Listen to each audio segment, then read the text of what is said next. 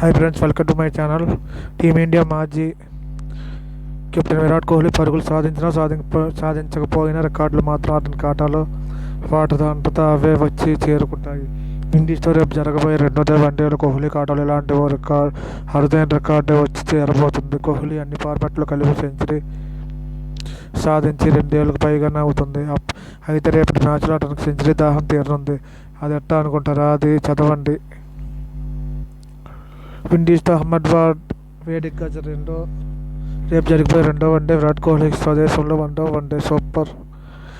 One day match కానుంది. One day కెరీర్లో ఇప్పటి వరకు 258 మ్యాచ్లు ఆడిన రన్మేషన్ స్వదేశంలో 99 మ్యాచ్లు ఆడాడు.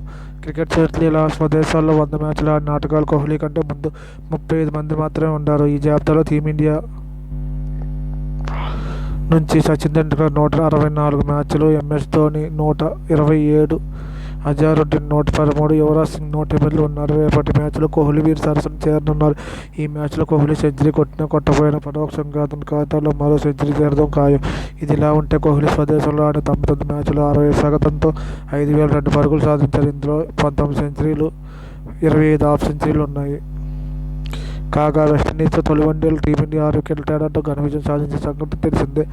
భారత్ బౌలర్లు చాహల్ 4 వికెట్లు, వాషింగ్టన్ 3 వికెట్లు, ప్రసిద్ధ్ కృష్ణ 2 వికెట్లు, సిరాజ్ 1 చెలరేగిన సంగతి తెలిసిందే. ఇక ముందు బ్యాటింగ్ చేసిన వెస్టిండీస్ 176 పరుగులకే కుప్పలు కూలింది. ఈ మ్యాచ్లో కోహ్లీ కేవలం 8 పరుగులకే పరిమితమైనప్పటికీ సచిన్ పేరుతో ఉన్న ఓ రికార్డును బద్దలు కొట్టాడు. స్వదేశంలో 5,000 పైగా వన్డే పరుగులు సాధించిన రెండో బ్యాటర్గా రికార్డు నెలకొల్పాడు. Thank you friends. Thank you for watching my video. Please subscribe my channel friends.